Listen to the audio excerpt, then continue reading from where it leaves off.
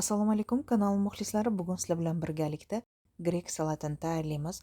Bu salat ham barakali, ham mazali chiqadi. Marhamat, tomosha qiling. Birinchi bo'lib bodringni to'g'rab olamiz. Demak, bodringni uzunasiga ikkiga bo'lib olamiz. Yarim oy shaklida to'g'rab olamiz. Bu salatga salat bargi kerak bo'ladi. Men ikki xil salat bargi ishlataman bugun. Assorti salat bargini suvda yaxshilab chayib tayyorlab qo'yganman. Bodringni to'g'rab oldik. Endi shirin qalampir kerak bo'ladi. Men sariq rangini ishlatyapman. Demak, hammasini ishlatmaymiz. Yarmi yetadi. To'rtburchak shakl berib bo'laklarga bo'lib olamiz. Cheri pomidorlari kerak bo'ladi. Cheri pomidorlarni ikkiga bo'lib olamiz. Cheri pomidorlardan 200 gram ishlatdim.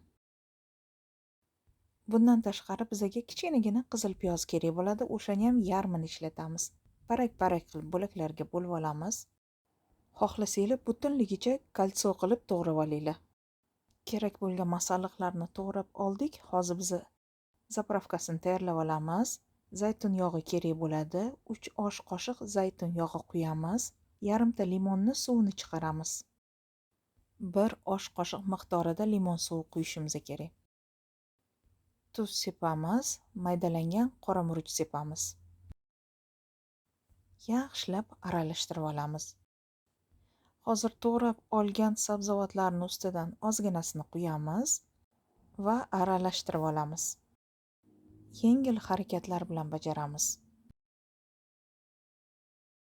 Salat bargini idishga solib tayyorlab qo'yganman. Salat barglarini ustidan ham tayyorlab olgan zapravkamizni quyib chiqamiz.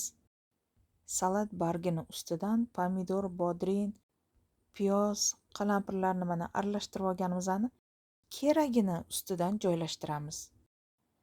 Manda ikkita shunaqa idish chiqdi. Bunisini hozir iftorlikka qo'yaman. Ikkinchisini saharlikka olib qo'yaman. Ustiga bezatish uchun grill qilingan olivka ishlatyapman men. Bo'laklarga bo'lib olamiz va ustidan joylashtirib chiqamiz. Salatimizga brinza kerak bo'ladi yoki bo'lmasam tayyor fetaksani ishlatsanglar bo'ladi. Men brinza ishlatyapman. Bu brinza juda ham mazali va chuchuk bo'ladi.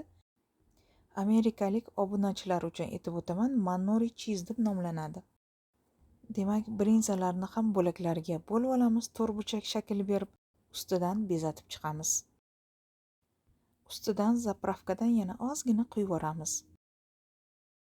Va nihoyat oxirida bizga kerak bo'lgan narsa bu oregano. Oreganodan ozgina olib ustidan sepib chiqamiz. Salatga ajoyib maza beradi oregano. Salatimiz tayyor bo'ldi, dasturxonga tortamiz. Salat mazali chiqadi, ham foydali, ham yeyishli. Albatta tayyorlab ko'ringlar. Shunday qilib azizlar, keyingi videolarimda g'oyibona ko'rishguncha Allohga omonat bo'ling, o'zingizni ehtiyot qiling.